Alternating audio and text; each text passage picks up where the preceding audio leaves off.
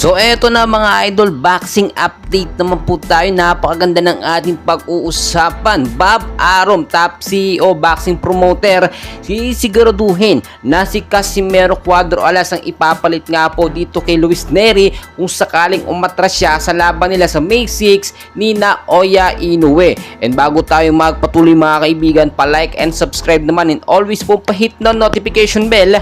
Maraming salamat po. Well mga kaibigan, sinisigaw po ng sambayan ng Pilipino na si Casimero Cuadro Alas ang ilaban dito muna kay Naoya Inoue at ikansila eto nga pong si Luis Nery. So bakit po natin nasabi yan? Wala pa po kasing race back o hindi pa nananalo talaga ang ating mga Pilipino boxer sa mga Hapon. Itong mga nakaraan talagang sunod-sunod ang ating pagkatalo. Bukod pa po dyan ay talagang nakita po ng mga Pilipino na si Inoue ay umaatras or tumatanggi sa mga hamon nga po na laban or panghahamon ni Casimero Cuadro Alas. Kaya naman humingi na nga po tayo ng tulong, no, or itong kampo ni Casimero kay Bob Arum, no, or sa mga kilala mga top boxing promoter sa Amerika para agarang maikasa. So ang sinasabi natin dito, ayaw pa rin ni Inoue talaga sa Amerika yung maging laban nga po nila ni Casimero Cuadro Alas, or ayaw ni Inoue lumaban sa boksingero kung gaganapin ito sa Amerika. So nakita nyo naman parang may tinatago talaga,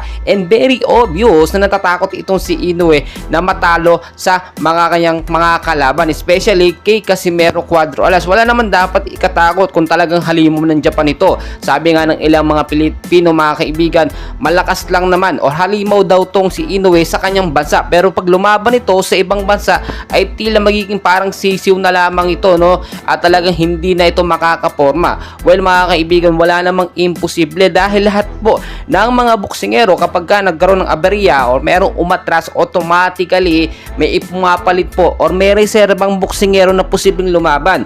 At nakita, kaya ako rin po nasabi na si Casimero ang reserve na lalaban nga po, no, in case umatras si Luis Nery, dahil nasa pang top 3 ni Naoya Inoue na gustong makalaban ni itong si Casimero. Sinabi niya po noon yun, no, si Nonito Donaire, isa sa top 1 niya po niya, tapos si Luis Nery, pangatlo itong si Casimero. Pero bakit hindi matuloy-tuloy? Yan po ang tanong ng mga Pilipino. Kung nasa pang top 3, bakit laging umaatras sa mga hamon itong si Naoya Inoue kapag gustong labanan ni Casimero Cuadro Alas? Well mga kaibigan, hanggang ngayon nga po ay talagang inaabangan natin yung total na update nga po, kasi May 6 na nga po yung laban or big fight ni Luis Nery at ni Casimero Cuadro Alas, and hopefully wala pong ma-injure sa kanila sa mga training nila bagong ang laban. So mga kaibigan, tuloy-tuloy ang suporta sa ating pambato angas ng Pinas, Casimero Cuadro Alas, and please don't forget to like and subscribe. Maraming salamat.